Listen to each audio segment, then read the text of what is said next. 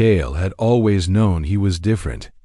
Under the shimmering light of Kepler 442b's 3 moons, he stood on a crystal balcony in the floating city of Luminara.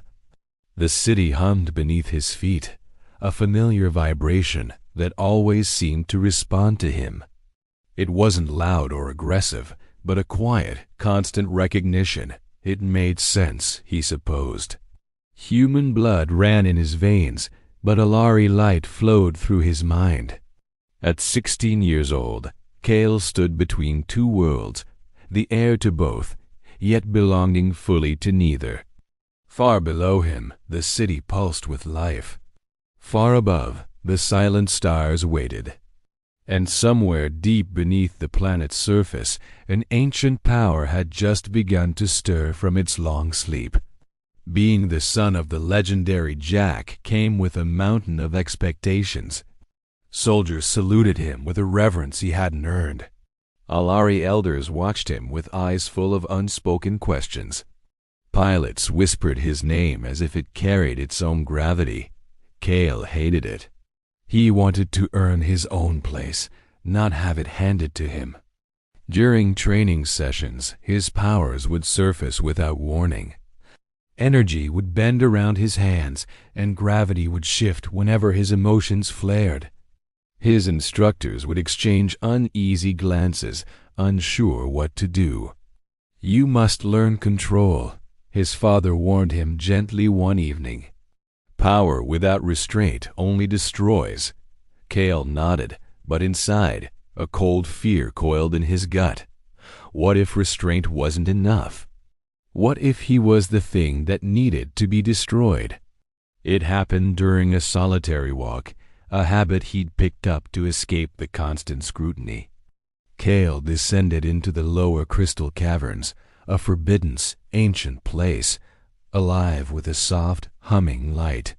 He was drawn to the massive monolith at the cavern's heart. When he reached out and touched its smooth, cool surface, it answered him. Not with words, but with memories. Visions flooded his mind. Hybrid warriors from a forgotten age, guardians of balance who had been erased from history. Their power had been feared, hunted, and ultimately extinguished. Kael staggered back, his breath ragged, the vision still burning behind his eyes. A voice, ancient and silent, whispered in his mind. Asterisk, you are not the first, but you may be the last. Asterisk. That very night, they came for him. Assassins slipped through the city's protective energy veil, their movements silent and brutally precise. Kael barely dodged the first blade, his training kicking in on pure instinct. But he didn't fight like a soldier. He fought like something else entirely. Light bent to his will, forming bindings that snared his attackers. When it was over, 3 assassins lay unconscious on the floor, wrapped in light shaped by his own hands. His father, Jack, arrived just seconds later, his face a mixture of pride and profound fear. "This is only the beginning," Jack said quietly. Kael didn't need to be told. He already knew. Her name was Talira. She was an Alari, noble, sharp-tongued, brilliant, and completely unimpressed by his legacy. "You fight like you're afraid of yourself," she commented dryly after watching him train one day. Kael bristled at the accusation.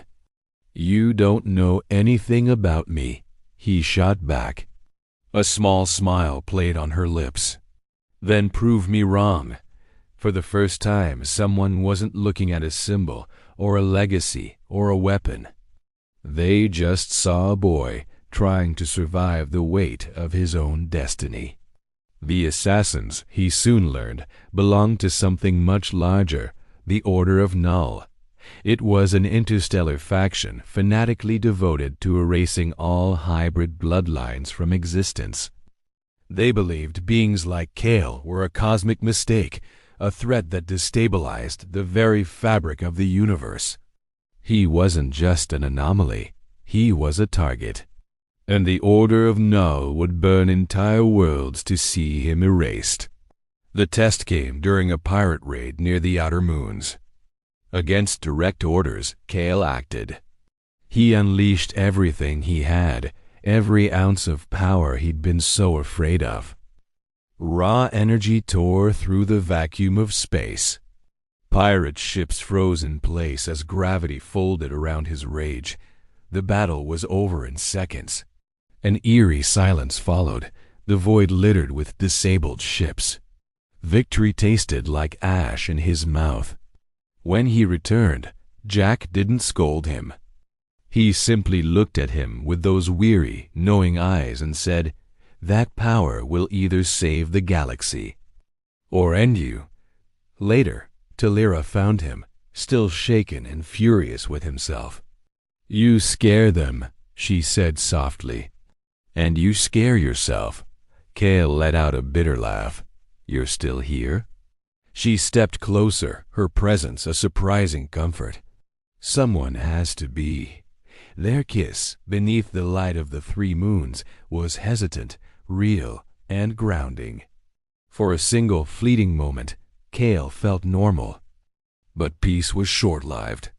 The Order of Null struck the heart of the government, the High Council itself. An Alari elder betrayed them, disabling the planetary shields and allowing the attack.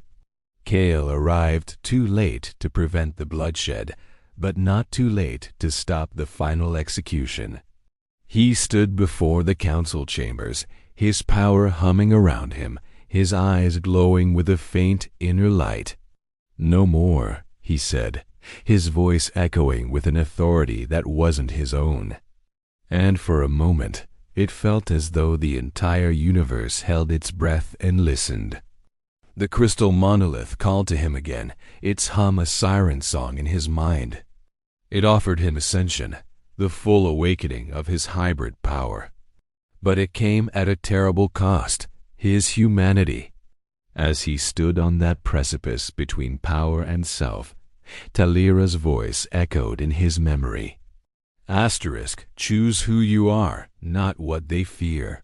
Asterisk, with a deep breath, Kael turned away from the crystal. This wasn't a rejection of his power. It was the beginning of his control.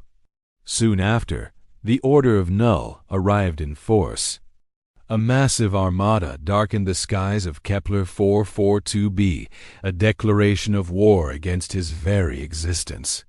But this time, Kael wasn't just a boy reacting to a threat. He led the counterattack, not alone, but side by side with fleets, allies, and his family. For the first time, he fought as a leader. He boarded the enemy flagship, a vessel designed for annihilation.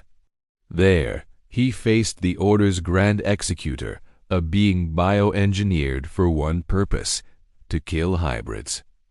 Their battle was cataclysmic. Corridors shattered, gravity warped, and metal tore like cloth as they clashed. Kael won, but just barely. In the aftermath, he finally understood the true cost of mercy and the weight of victory. The Executor's dying words haunted him. You cannot exist without war. For a terrifying moment, Kael nearly believed him. But Talira was there, her hands on his face, her presence pulling him back from the edge. You exist because you choose to, she insisted, her voice firm. In the wake of the battle, Kael addressed the galaxy. He spoke not as Jack's son, not as a living weapon, but simply as Kael, a guardian of balance. His message resonated. The Order of Null fractured, its ideology crumbling under the weight of its defeat. Worlds began to reconsider their old fears and prejudices. A new legend was born, not one of overwhelming power, but one of restraint. Peace settled slowly over the system. Kael and Talira walked through the city freely now, the whispers and shadows replaced by nods of respect. You staying? She asked him one day. Kael smiled, a genuine, easy smile. Where else would I go? His father offered him command of the fleet, a position he once might have craved. Kael declined. "I'll protect the galaxy," he said, "but not from a throne." He chose a different path, one of movement, presence, and choice. He helped establish the Hybrid Accord, a treaty that offered protection for hybrid beings across countless systems. No more hiding, no more purges. The wounds of history finally began to heal. Kael returned to the crystal monolith one last time. Its light had dimmed, its hum now a quiet, satisfied thrum. Asterisk balance preserved, asterisk it whispered into his mind, and then fell silent. Under the light of the triple moons, Kael began to train others who were like him. He didn't train them to be soldiers. He trained them to be people. He finally stood where he was always meant to be, between the stars and the crystal, between human and Elari, between warrior and protector. He wasn't a bridge between two worlds. He was the road forward, and the galaxy would never be the same. Thanks for watching. If you enjoyed this story, don't forget to like and subscribe for more.